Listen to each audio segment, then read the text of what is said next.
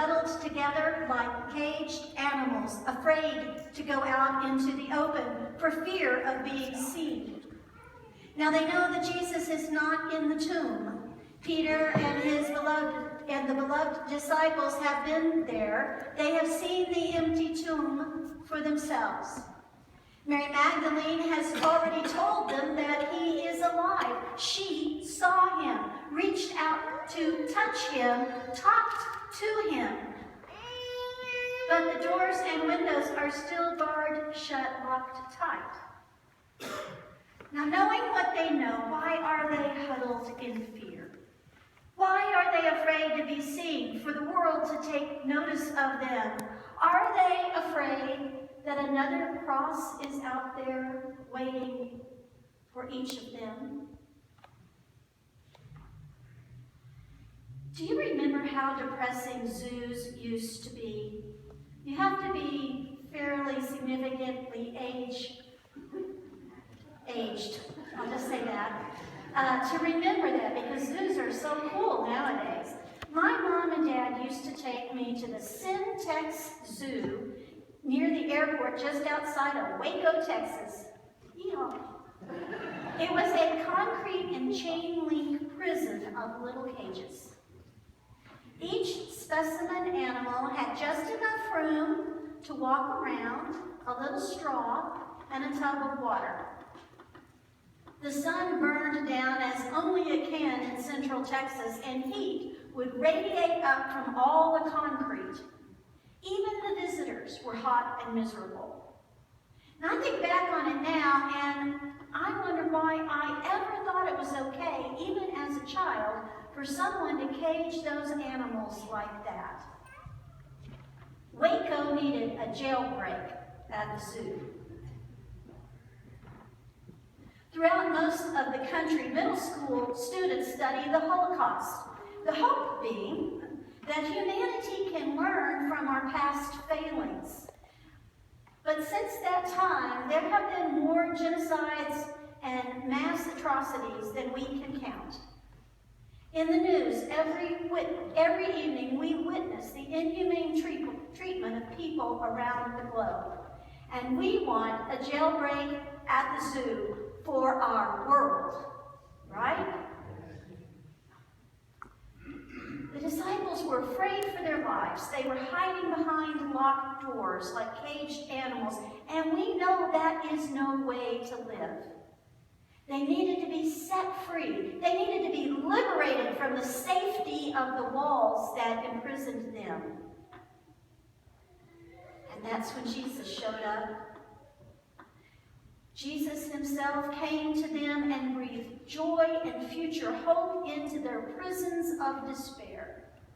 Jesus gave them the strength they needed to break free. He took away their fear and he gave them life. Many years ago, a college basketball coach from Richmond, California became one of my unsung heroes. Coach Ken Carter benched his entire team in the middle of a winning season. At the beginning of the year, the team members had mutually agreed upon and had signed a contract that they would excel in every aspect of their education, not just in basketball. California had a 2.0 grade requirement to play intervarsity sports. The Richmond team signed a 2.3 contract.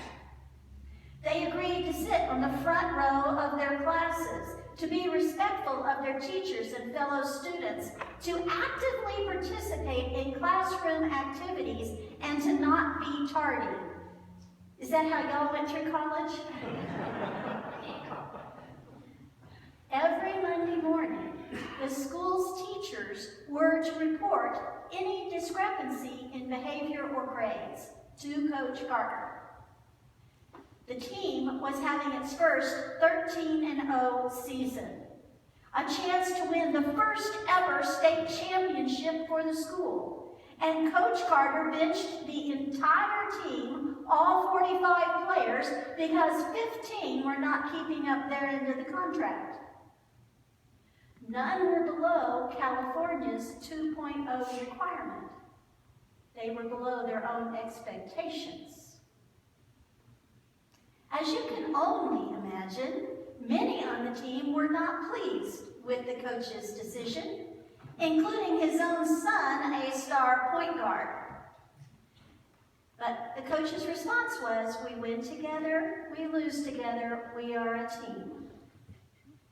In a national interview, Carter said the 2 hours every afternoon in the school library is now bringing the team closer together.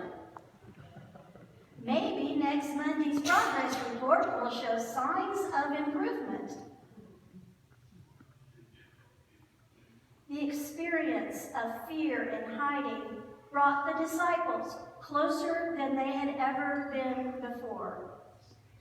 And they were going to need that camaraderie as they made their plans to share the news they know with the world. He is alive. By the way, jailbreaks happen all the time at zoos around the world.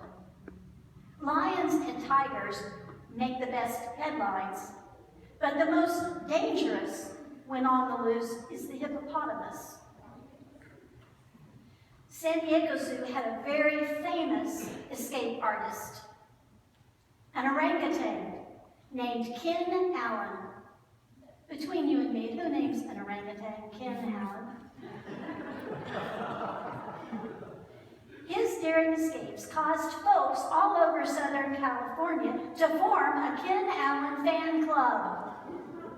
He even taught a younger orangutan how to break off a branch and use it as a crowbar to bust out of their cage.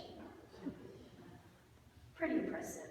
Ken died at 29, and the Los Angeles Times gave him the same kind of reverent send-off they would any other beloved civic leader or movie star. We cannot let fear of what awaits us outside of these hallowed walls keep us from being the apostles of Christ we are meant to be. There's an old legend that says when Jesus returned to heaven, he was asked by an angel, "So who have you left to carry out the work of the Almighty?" "A little band of men and women who love me." Ordinary men and women, a little band of them, you say? What if they fail when difficulties come? Will all you have done be defeated? Yes. Yes, if they fail, then all that I have done will be defeated. Is there nothing more? No, there's nothing more. Well, what then? They will not fail. When it was evening on that day, the first day of the week, the doors of the house were locked for fear. But Jesus came and stood among them and said, "Peace. Peace be with you." Then he showed them his hands and his side, and the disciples, it says, rejoiced. They celebrated, they cheered, they praised God, they rejoiced. "As the Father has sent me, I send you." And he breathed on them, saying, "Receive the Holy Spirit." I don't know what walls are imprisoning you with fear. I'm sure it is probably a little different for each and every one of us. So sitting here now, let this be our opportunity to break free from whatever the walls are that imprison us. Like middle school students, we hear of the disciples being set free, and we are supposed to learn from their escape of fear. Breathe it in. Breathe in that Holy Spirit that sets us free. Where, O death, is now your sting? Knowing what don't we know? Why would we not want to share the wonderful news? Why would we not want to be the very best we can be for Christ?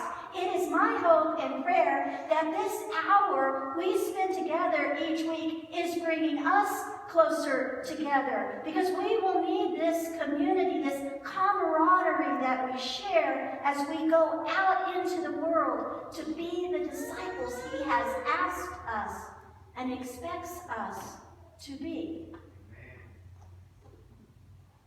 Every generation is charged with sharing the faith that has been passed along by the saints upon whose shoulders we stand.